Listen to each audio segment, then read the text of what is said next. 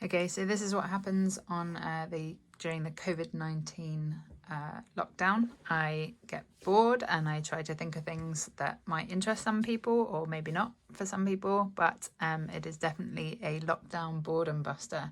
So I went to the garage, dug out an old propeller, so excuse the condition, and just going to go through the Propeller Anatomy.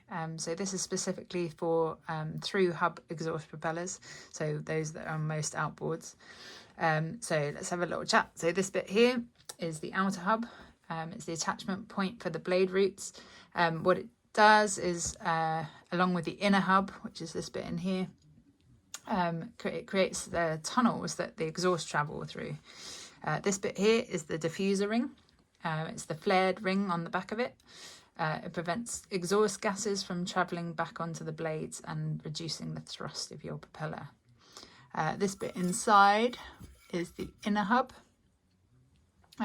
Many props have a sacrificial middle bit between the hub, the main hub, and the splines, which are these bits here, or ribs, whatever you want to call them.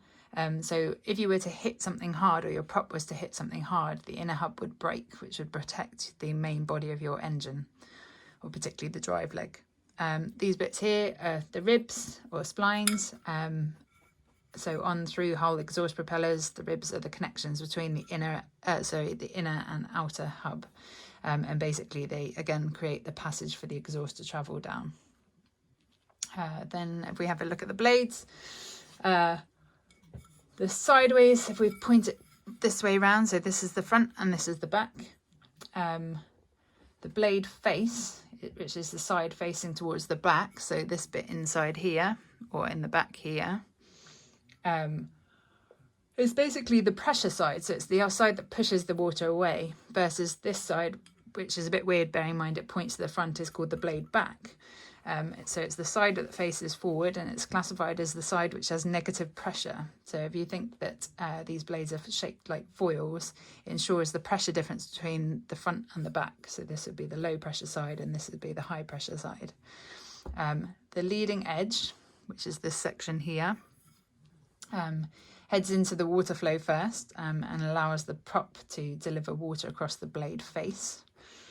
The trailing edge, so this bit back here, allows the water to release cleanly from the blade and from the blade face for maximum efficiency. And then the blade tips, which are these bits, these bits down here. And down here. I don't know, I said down here and pointed up there.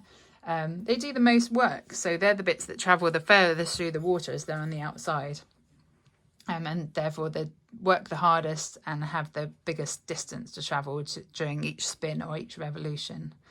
The blade roots, which are these sections down here, again I said down and it was probably up and down here, just where the blade connects to the hub.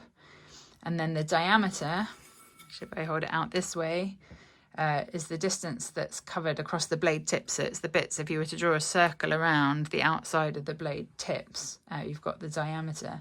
So generally, the larger the diameter, the more thrust, but also the more drag. And then we can have a look at blade pitch, so the angle of the pitch of the blades. In theory, the distance of the pitch would move, it's what it would move as it spins in one revolution. So if the prop was, for example, 19 inches and it was going through a solid surface like like wood, the prop would move, or the blades would move 19 inches forward. However, obviously that's not quite the same as it's going through water, and so it doesn't have the same grip factor. And the final bit that I'm going to mention in this tutorial are the cups of the blades. So it's this side of it. I don't know why I'm pointing on the outside. Delirium from COVID-19 lockdown is set in already. So this side of the blade is called the cup, or all of the blades is called the cup. And it allows the blade to catch the water and hold the water better, basically. So the deeper your cup, the more effectively it will grip and hold the water. The more shallow your cup, the less it will do so. So there's a lot more to it, but I thought I'd just throw that out there as a marginally interesting, for some people, geekatron. Much more information on Google and online if you want to learn a bit more. Hopefully the information was accurate. I'm sorry if it's not, but I'm pretty sure it is. So fingers crossed. Good luck with the rest of lockdown. Take care. Bye.